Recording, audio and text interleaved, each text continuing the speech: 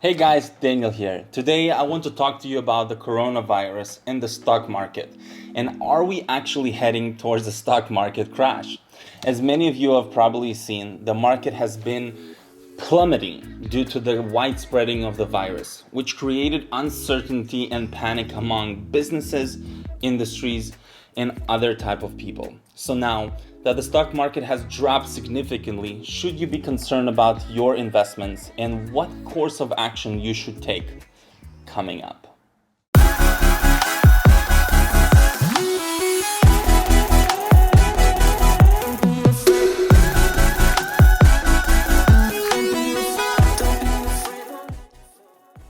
If you are new to this channel, my name is Daniel Lungu and I'm a financial advisor. My channel is all about helping you with financial tips and advice on how to better your personal financial situation so you could focus on the things that matter to you the most.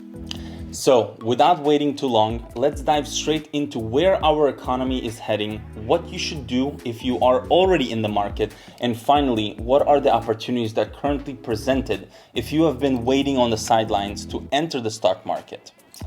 So according to JP Morgan, the largest bank in America, the impact of the coronavirus will result in US economy shrinking by 2% by the end of the first quarter and 3% by the end of the second quarter. This means great uncertainty in the financial markets, employment, and general business growth.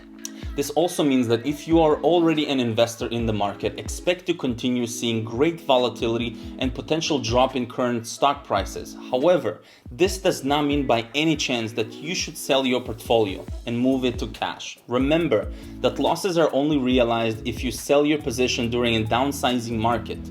If your time horizon for your goal is not immediate, stay put and ride the wave. In fact, historically, all the people who stayed in the market after the economic collapse of 2008 got all of their money back by 2009 and even seen a continuous growth for another 11 years.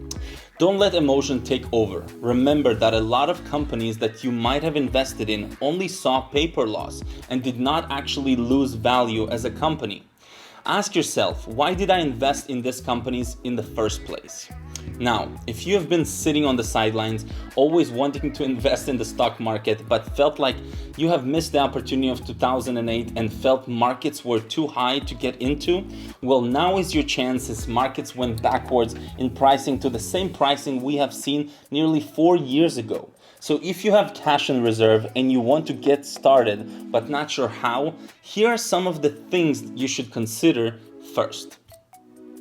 First tip, start with risk tolerance questionnaire. Understand what type of risk you are comfortable undertaking and what type of investor are you. You can find link to my risk assessment questionnaire in the description below. Number 2. Understand the time you are comfortable keeping the money in the market. If you want to seek quick returns and then want to pull the money out of the market for a period shorter than 2 years, it might be wiser to keep your money in an online savings account that at least yields more than a conventional savings account. Tip number 3. If you are not the person who enjoys the process of research and fund picking, considering hiring a financial professional to have your back and be in your corner. Ask friends and family for a financial advisor who truly strive to understand your needs and ever-changing lifestyle. Tip number 4. Avoid single-issue stock as they might be more volatile. Don't get me wrong, there is time and place for everything, including single-issue stocks. But if you are new to investing, consider purchasing low-cost mutual funds or index funds that align with your risk tolerance. Now, if you want to understand the difference between the two and you're not sure, leave a comment below and I will make sure to make a video about this topic. Tip number 5. Finally, adopt dollar cost averaging. This means investing in the same amount of money weekly, bi-weekly, or monthly, despite the share price of the stock or fund, in order to maintain the lowest average share price over time. So that's it, guys. That's been a long one. Even with the great uncertainty in the market currently, there are many opportunities even if you are a new investor. Stay put and try to buy more of the companies or funds you believe in as everything currently on sale. And once the market bounces back, you will be far along than where you were before the market decline. Learn to look at the current situation as a buying opportunity for your future growth. If you have any questions, please don't hesitate to leave a comment and get in touch with me directly via my social media. As always, if you want to gain access to my exclusive budgeting platform for free, link will be in the description below. So that's it, guys. Until the next time, peace.